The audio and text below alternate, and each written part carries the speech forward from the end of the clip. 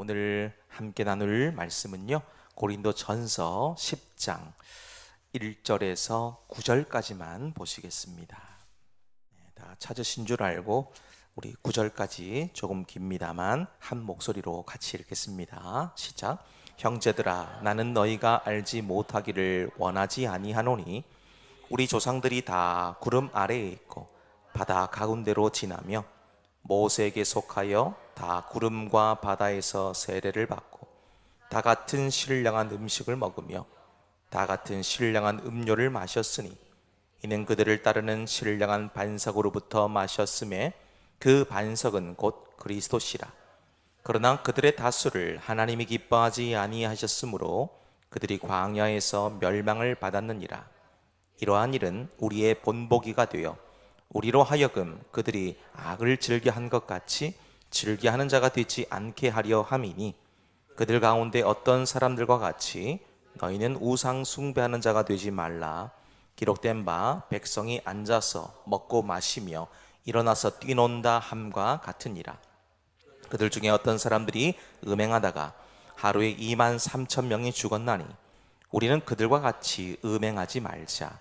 그들 가운데 어떤 사람들이 주를 시험하다가 뱀에게 멸망하였나니 우리는 그들과 같이 시험하지 말자. 아멘. 네, 동서고금을 막론하고 지나온 역사를 되짚어 볼 때에 따르지 말아야 되는 것들을 따라가다가 넘어지고 실패한 사람들이 참 많이 있습니다. 혹시 역사를 잊은 민족에게 미래는 없다, 이런 말을 들어보신 적이 있으시죠? 이 말은 스페인의 철학자인 조지 산티아나가 최초로 했던 말이에요.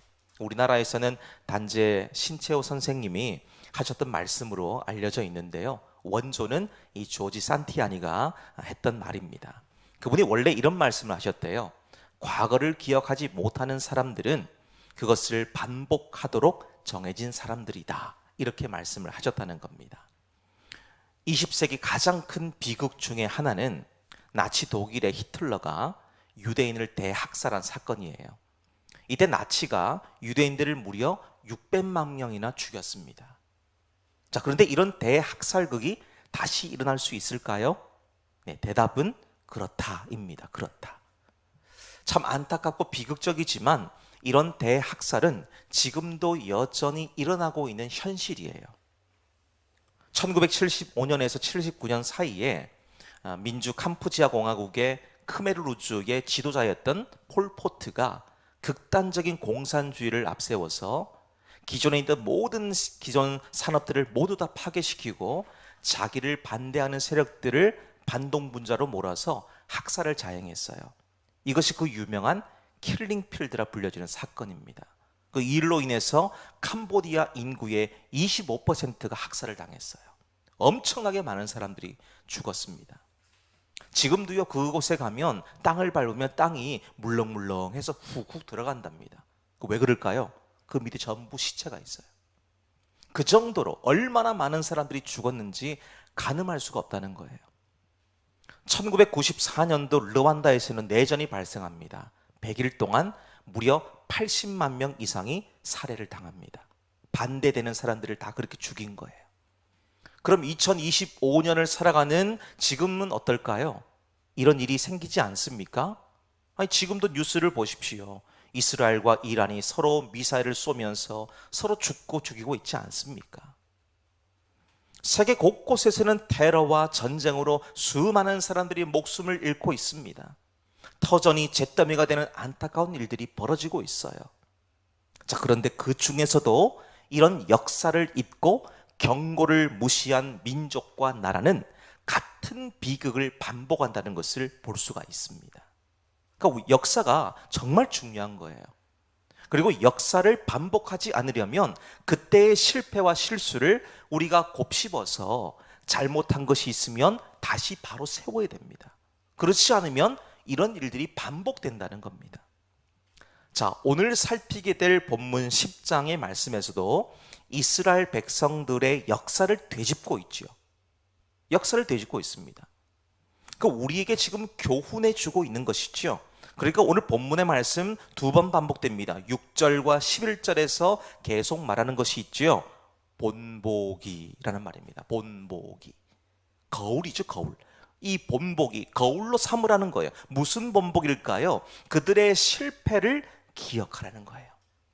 그 길을 반복하지 않고 그들의 삶에서 우리가 절대 따라가지 말아야 될 것이 무언가를 보여주는 것이다 라고 말할 수가 있겠죠.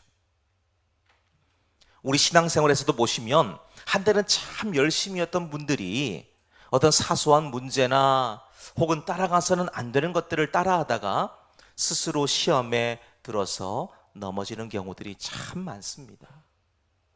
그래서 어떤 분들은 우리의 인생을 가리켜서 마치 외나무 다리를 걷는 것과 같이 아슬아슬하다 이런 말씀하시는 것을 들어본 적이 있어요. 삶이 늘 위기 속에 있다는 것을 표현하는 말이 아닐까 싶어요. 그래서 우리는 이 손자병법에서 말하는 것처럼 저거를 알고 나를 알면 100번 싸워도 위태롭지 않다 이 말처럼 저와 여러분이 절대로 따라가서는 안 되고 타협해서도 안 되는 것이 있다면 무엇이 있는가? 오늘 본문의 말씀을 통해서 근거를 통해서 우리가 함께 살피면서 도전받고 다시 한번 위로를 얻는 복된 시간이 되시기를 원합니다. 자, 우리 그렇다면 본문의 말씀 다시 보실까요? 우리 5절에서 8절까지 말씀입니다. 먼저 함께 읽도록 하겠습니다. 시작. 그러나 그들의 다수를 하나님이 기뻐하지 아니하셨으므로 그들이 광야에서 멸망을 받았느니라.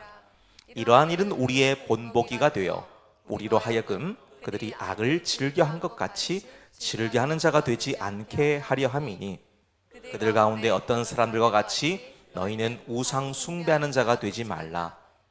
기록된 바 백성이 앉아서 먹고 마시며 일어나서 뛰논다 함과 같으니라. 그들 중에 어떤 사람들이 음행하다가 하루에 2만 3천 명이 죽었나니 우리는 그들과 같이 음행하지 말자. 아멘. 자, 우리가 따라가지 말아야 될 것이 무언가? 이 첫 번째 보여주고 있는 것이 있지요. 바로 유혹입니다. 유혹. 자, 지금 읽었던 말씀을 보시면 두 가지 사건이 동시에 등장합니다. 먼저 5절에서 7절을 보시면 이 출애굽기 32장에 나오는 황금 송아지 사건이 기록되어 있고요. 두 번째 8절의 말씀 보시면 민수기 25장에 나오는 이스라엘의 음행 사건이 기록되어져 있습니다. 이 두 사건의 공통점은 하나님이 아닌 다른 것에 마음을 뺏겼다는 거예요. 이걸 오늘 본문의 말씀에서는 유혹이라는 말로 바꿀 수가 있어요. 유혹. 이게 속이다, 교활하다, 사악하다 이런 뜻을 갖고 있습니다. 하나님의 사람들을 믿음과 신앙에서 떠나도록 만들기 위해 꿰는 것, 그리고 그 꿰임을 당하는 것이 유혹이라는 거예요. 지난 반년 동안 우리 삶에도 얼마나 많은 유혹들이 있었습니까? 여러분들이 한번 노트에 적어보라 제가 말씀드리면 여러분들이 아마 한 바닥 이상 다 적어낼 수 있을 거예요. 그 정도로 우리 삶에서 유혹이 너무나 많다는 거예요. 그리고 이 일은 과거와 현재로 끝나는 것이 아니라 다가올 새날에도 여전히 우리를 넘어뜨릴 가시가 됩니다. 이게 올무가 된다는 것을 우린 분명히 아셔야 됩니다. 이걸 알아야 대비할 수 있고요, 이겨낼 수가 있다는 것이지요. 자, 이런 의미에서 우리 먼저 7절에서 언급하고 있는 출애굽기 32장에 나오는 황금 송아지 사건을 보세요. 잘 아시다시피 모세가 하나님께 계명을 받기 위해서 시내산에 올라갑니다. 근데 무려 40일이 지나도록 내려오지를 않는 거예요. 그래서 밑에서 모세를 기다리고 있던 백성들이 모세의 형인 아론을 찾아가서 자신들을 인도할 하나님의 모습을 만들어 달라 이렇게 요청하죠. 하나님의 형상을 만들어 달라는 겁니다. 그들의 말에 아론이 금을 가지고 송아지 형상을 만들고 사람들은 그 송아지 형상을 하나님이라고 부르죠. 그리고 그 앞에서 제사를 드리며 온갖 음행을 저지릅니다. 그들이 본 것이 어디서 봤을까요? 애굽에서 본 거예요. 애굽에서. 두 번째 사건 보십시오. 민수기 25장에 나오는 사건이라 그랬어요. 이스라엘 백성들이 시딤이라는 곳에서 바알 부올이라는 이방신에게 제사합니다. 그리고 나서 모압 땅에 있는 이방 여인들과 음행하는 일이 벌어져요. 이 말씀들을 살펴보시면 백성들이 아론을 꿰어서 황금 송아지를 만들게 했지요. 모압의 여인들이 이스라엘 백성들을 꿰어서 우상을 숭배하고 음행하게 만듭니다. 두 사건의 공통점이 뭡니까? 누군가로부터 유혹을 받았다는 거예요. 누군가로부터.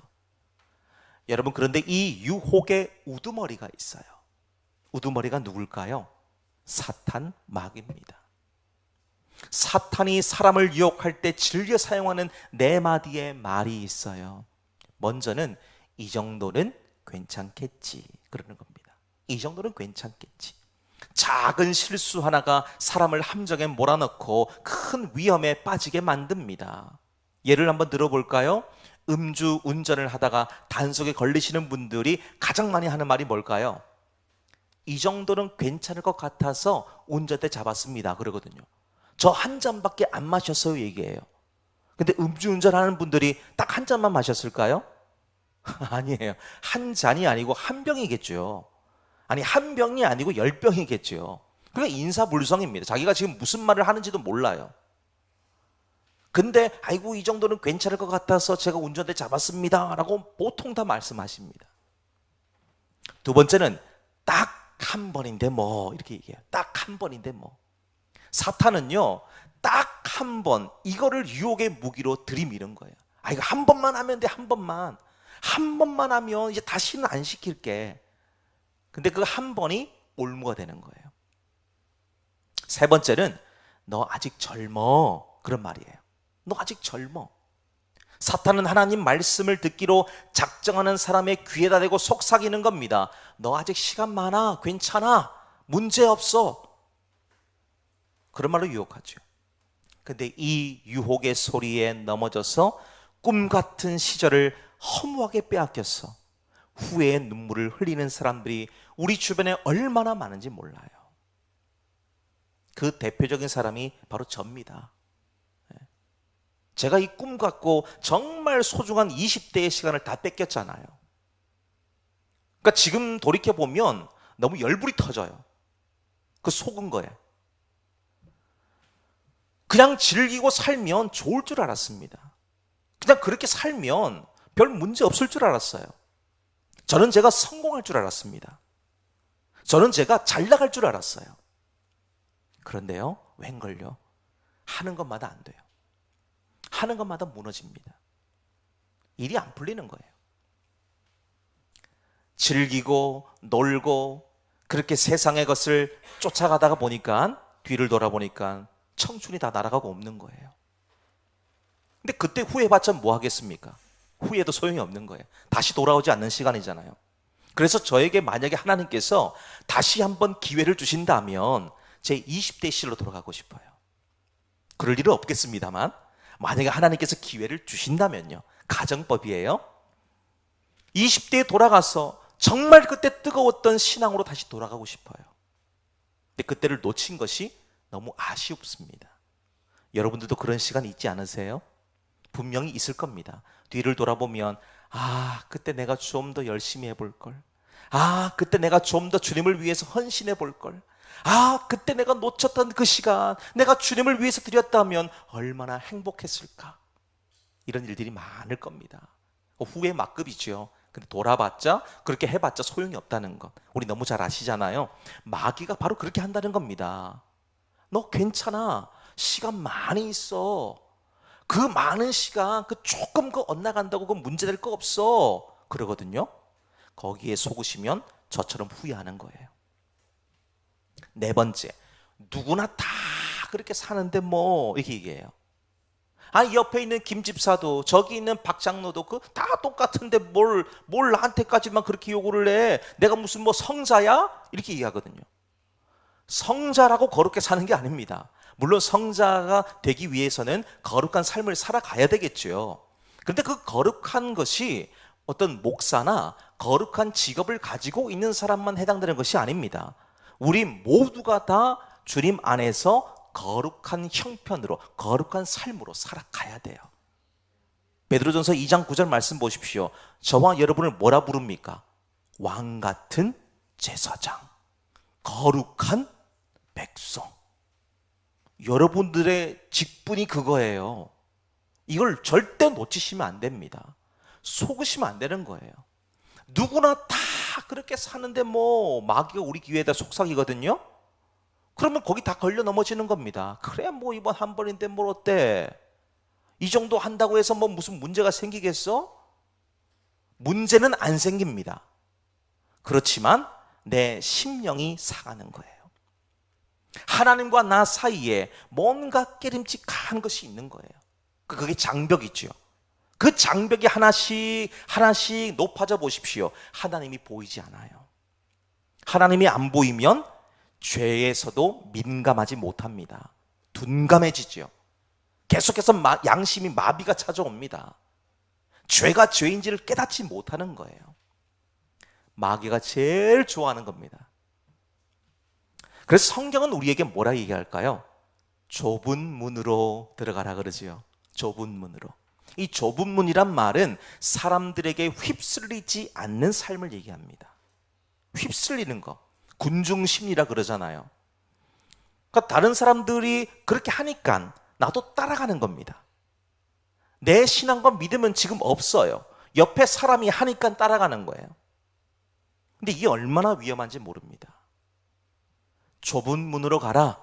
사람들에게 휩쓸리지 않는 나에게 주신 하나님의 독특하고 아주 놀라운 은혜를 붙들고 살아가는 겁니다.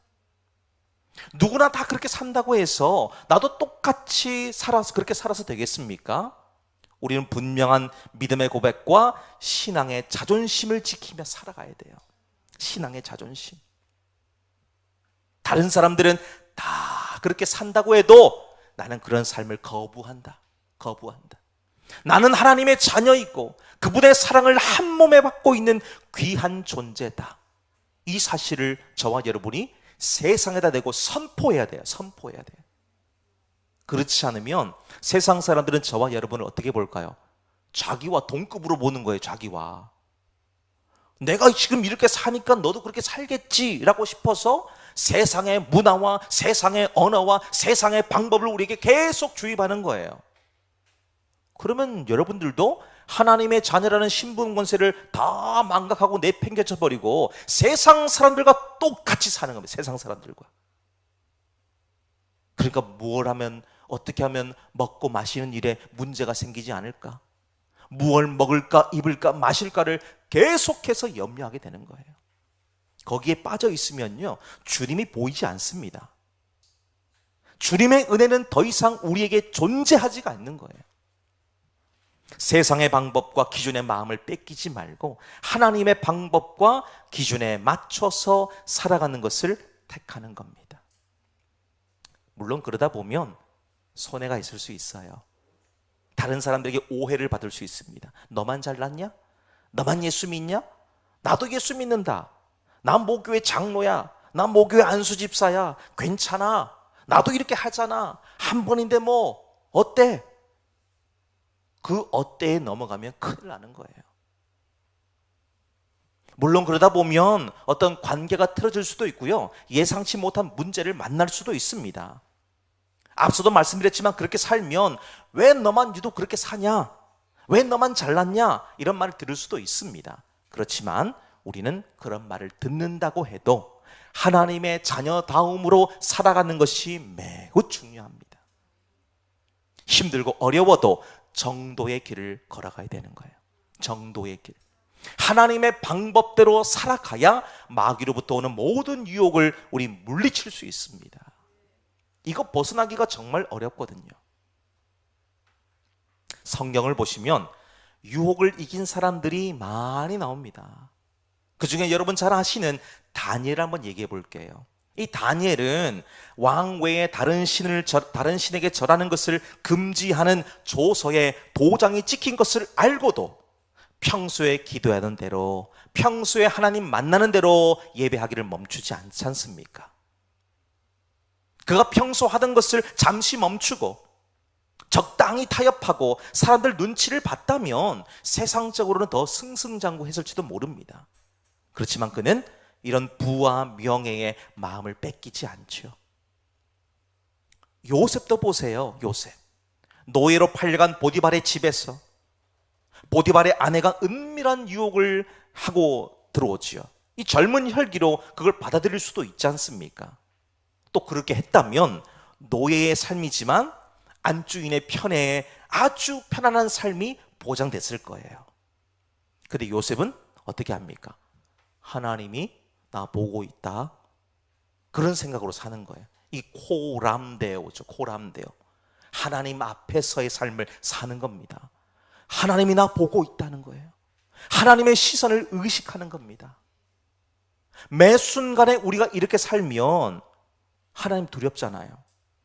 하나님 두렵기 때문에 우리의 언행을 조심할 수 있습니다. 우리의 삶을 하나님의 자녀답게 살아갈 수 있어요. 근데 이걸 놓치니까 어떻게 됩니까? 유혹에 다 넘어지는 거예요. 다. 요셉도 비록 이 뿌리친 대가로 인해서 감옥에 갇히는 고통을 겪었습니다만 하나님이 요셉의 모습을 주목하시죠. 그래서 요셉의 인생을 완전히 역전시키십니다. 여러분, 우리도 마귀로부터 오는 유혹들을 과감하게 벗어 던지셔야 돼요. 악에게 지지 않고 선으로 악을 이기셔야 됩니다. 그 유혹의 고리를 완전히 끊어내야 돼요. 유혹의 고리. 여러분들의 약점이 있으시잖아요. 약점. 근데 그 약점을 옆에 있는 사람도 물론 알 수도 있습니다만은 제일 잘 아는 게 마귀예요. 그러니까 여러분들이 약점을 딱 노출시키는 순간에 집요하게 파고드는 거예요. 거기를 집요하게 파고듭니다. 계속 무너지게 만드는 거예요. 근데 우리는 그 고리를 끊어내고 예수의 보혈을 발라야 돼요. 넘어지지 않아야 됩니다. 그렇지만 계속 넘어지지요.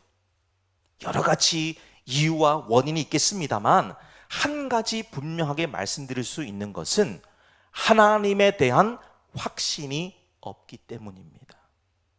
하나님이 눈에 안 보이니까 확신이 없는 거예요. 하나님이 내 삶에 계시지 않는다는 확신만 있고 여전히 시퍼렇게 살아서 역사하시고 나를 지키시고 도우시고 인도하신다는 확신은 없는 거예요. 그러니까 그렇게 살 수밖에 없는 거지요. 그러니까 맨날 그렇게 마귀에게 내 약점을 노출시켜서 무너질 수밖에 없는 겁니다. 매일같이 하나님의 능력을 보고 듣고 만지면서도 못 믿는 거예요. 믿음이 무너지니까 하나님의 말씀이 들려도 믿을 수가 없는 겁니다. 유혹이 쓰나미처럼 밀려와도 이길 힘이 없는 거예요. 그래서 야고보 사도가 우리에게 이런 권면을 합니다. 야고보 1장 6절에서 7절을 보면 오직 믿음으로 구하고 조금도 의심하지 말라. 의심하는 자는 마치 바람에 밀려 요동하는 바다 물결 같으니 이런 사람은 무엇이든지 주께 얻기를 생각하지 말라 그랬어요. 너무 단호하지요. 그런데 하나님의 은혜가 이렇습니다. 믿어야 은혜를 받죠. 믿어야 하나님이 함께 하심을 알고 확신을 갖고 살지요. 오늘 첫 번째 단락에서 살피고 있듯이 우리가 절대로 따르지 말아야 되는 것이 바로 유혹입니다. 유혹. 달콤하고 부드럽고 그럴듯한 것에 속지 마시기를 바랍니다. 그 뒤편에는 치명적인 함정이 숨어 있어요. 나를 죽게 만드는 칼이 숨겨져 있습니다. 부디 우리는 하나님의 말씀 앞에서 모든 유혹을 과감하게 뿌리쳐서 이겨내므로 날마다 승전보를 울리는 저와 여러분 되시기를 축복합니다. 자, 그럼 두 번째 보실까요? 9절의 말씀 함께 우리 보시겠습니다. 9절을 함께 읽습니다. 시작. 그들 가운데 어떤 사람들이 주를 시험하다가 뱀에게 멸망하였나니 우리는 그들과 같이 시험하지 말자. 아멘. 자, 두 번째는 뭡니까? 교만입니다. 교만. 자, 오늘 본문에서 주목해야 될 단어가 하나 있어요. 주를 시험하였다 이 말입니다. 이 말과 같은 의미로 쓰인 곳이 마태복음 4장에 보시면 마귀가 예수님을 3번 시험했을 때 똑같은 단어가 쓰였습니다. 마귀가 예수님을 시험한 이유는 예수가 정말로 하나님이신지 보기 위함이었죠. 근데 마귀가 아무리 날고 기는 능력을 갖고 있고 세상을 지배하고 통치하는 힘을 갖고 있다고 해도 하나님 앞에서는 마귀도 피조물에 불과하지요. 피조물에 불과합니다. 피조물이 어찌 하나님, 창조주 하나님을 시험하려고 합니까? 성경은 이걸 가리켜서 교만이라 말을 해요. 교만. 교만이란 말의 정확한 원어의 뜻을 보니까요, 쌓아 올리다, 던져 올리다 이런 말입니다. 쌓아 올리다. 이 쌓아 올리다고 말하니까 뭔가 좀 번뜩 생각나지 않으십니까? 여러분들이 생각하시는 대로 창세기 11장에 기록된 바벨탑 사건이에요. 11장 4절의 말씀 보니까 성읍과 탑을 건설하여 그 탑 꼭대기를 하늘에 닿게 하여 우리 이름을 내고 온 지면에 흩어짐을 면하자, 이게 얘기해요. 그들이 왜 바벨탑을 쌓았습니까? 탑 꼭대기를 하늘에 닿게 해서 자기 이름 내려고 그랬다는 거죠. 이 같은 이유를 보면 전부 교만의 극치를 보여주고 있는 겁니다. 그러니까 탑을 쌓았다, 교만인 거죠, 교만. 이사야 14장 13절의 말씀 보면 사탄이 하나님의 자리를 탐하는 모습을 보여주고 있는데요, 이렇게 말씀해요. 네가 내 마음에 이르기를 내가 하늘에 올라 하나님의 뭇별 위에 내 자리를 높이리라 그럽니다. 사탄이 지금 하나님의 권자를 끌어내려서 자기가 그 자리에 올라가려고 했다는 거예요. 하나님 앞에 무례히 행하고 있는 겁니다. 이 일은 우리에게도 그대로 적용할 수 있습니다. 우리가 이 교만이라는 영적 암세포를 뽑아내야 되죠. 이유가 뭘까요? 육신의 암세포도 제때 검사에서 발견해야 치료를 받고 완치될 확률이 올라가는 것처럼 영적 암세포인 이 교만 역시 버리지 않고 꺾지 않으면 결국 이것이 나를 죽게 만듭니다. 나를 죽게 만들어요. 그래서 성경은 교만에 대해서 엄중히 경고합니다. 잠언 16장 18절의 말씀 보면 교만은 패망의 선봉이요 거만한 마음은 넘어짐의 앞잡이니라 그랬어요. 사무엘상 2장 3절의 말씀 보면 심히 교만한 말을 다시 하지 말 것이며 오만한 말을 너희의 입에서 내지 말지어다. 여호와는 지식의 하나님이시라 행동을 달아보시느니라 그러죠. 특별히 오늘 본문 9절에 나오는 사건, 앞서도 말씀드렸지만 민수기 21장에 나오는 사건이다 라고 말씀드렸어요. 이들은 하나님의 절대적인 보호와 능력으로 애굽을 빠져나올 때부터 시작을 해서 광야 길을 걷는 지금까지 하나님의 기적을 온몸으로 체험하고 있어요. 온몸으로. 바다를 마른 땅으로 건너죠. 구름 기둥과 불 기둥이 낮과 밤을 책임집니다. 마실 것 없을 때는 반석에서 물이 터져나오게 만들어 주시죠. 먹을 것 없다 그러니까 하늘에서 만나를 빛처럼 내려주십니다. 생존의 문제를 완벽히 해결해 주시는 거예요. 심지어 그 숱한 광야의 시간들을 지나는 가운데에서 그들이 입고 있는 옷이 헤어지지도 않습니다. 발도 부르트지 않아요. 그러면 이런 기적 속에 살면서 뭐 해야 됩니까? 감사해야죠. 감사해야죠. 근데 이들은 불행하게도요, 감사가 아니라 늘 입만 열면 불평해요. 불평. 무언 놈의 이런 만나 맛도 없는 이런 거 맨날 주십니까? 그러는 거예요. 하나님 주시는 만나를 뭐라고 표현하냐면 하찮은 음식이다 이렇게 표현해요. 하찮은 음식이다. 결국 그 교만함이 하나님의 진노와 심판을 불러옵니다. 사막에 불뱀이 와서 이렇게 교만하게 행하고 무례히 행하는 자들을 다 물어 죽이죠. 교만의 결과입니다. 지금 본문의 말씀에서 바울이 하나님을 시험하지 말아라. 하나님을 대적하며 도전했던 이스라엘 백성들처럼 교회 안에도 하나님을 향한 교만의 뿌리가 있기 때문에 그랬어요. 지금 고린도 교회를 보시면 자기들의 욕망과 이익을 위해서 교회를 세상의 방법으로 이용하려고 했습니다. 각종 우상들을 섬기는 것과 여러 가지 부도덕한 것들이 교회 안에 가득 차 있는 거예요. 성적인 범죄를 하면서도 양심에 전혀 거리낌이 없습니다. 성도 간의 세상 법정대에 서서 서로를 고소 고발하는 일들이 그냥 끊이지 않는 거예요. 가정과 교회가 부도덕으로 얼룩져서 복음의 확장을 가로막고 있음을 생각하지도 않는 거예요. 그냥 육신이 편한 대로 자기들이 원하는 목적을 이루기 위해서 교회라는 것을 이용할 뿐입니다. 그들의 관심은 오로지 육체의 욕망을 채우는 데 있어요. 자, 그러니까 바울이 뭐라 말합니까? 이런 죄악과 교만을 향해서 정면으로 맞서고 있죠. 정면으로. 그들의 잘못된 삶과 이 불충을 돌이켜서 이제는 하나님께 헌신할 것을 가르치고 있습니다. 여러분, 교만은 하나님을 두려워하지 않는다는 것의 증거죠. 증거. 하나님을 두려워하지 않으니까 죄의 무게도 가볍게 여깁니다. 되려 죄를 짓고도 너무 당당한 거예요. 뻔뻔합니다. 이것이 교만이에요. 지금 고린도 교회가 그랬다는 겁니다. 우상을 숭배하고 하나님을 대적하면서도 뻔뻔하게 행동하는 겁니다. 교회 안을 그냥 세상의 소굴로 만들어서 온갖 더럽고 추악한 죄를 저지르면서도 회개하지 않는 거예요. 이처럼 교만이라고 하는 것은 양의 탈을 쓰고 광명의 천사처럼 위장한 마귀의 본 모습임을 우리 분명히 알 수가 있습니다. 자, 그렇기 때문에 우리는 마귀의 형상인 교만을 하나님의 고귀한 형상을 가진 우리에게 덮어 씌우지 않게 되시기를 원합니다. 우리에게 지금 혹시나 그런 가면이 씌워져 있다면 이거 빨리 걷어내셔야 돼요. 이거 빨리 벗으셔야 됩니다. 우리는 반대로 예수님이 보여주신 겸손과 생명의 길로 갈 수 있어야 되겠죠. 빌립보 2장의 말씀을 빌어서 말씀드리면 그분은 하나님이시지만 자기를 비워서 종의 형체를 가지셨습니다. 십자가에 달리시는 끔찍한 일 앞에서도 도수장으로 끌려가는 어린 양처럼 입을 열지 않으시죠. 죽기까지 복종하십니다.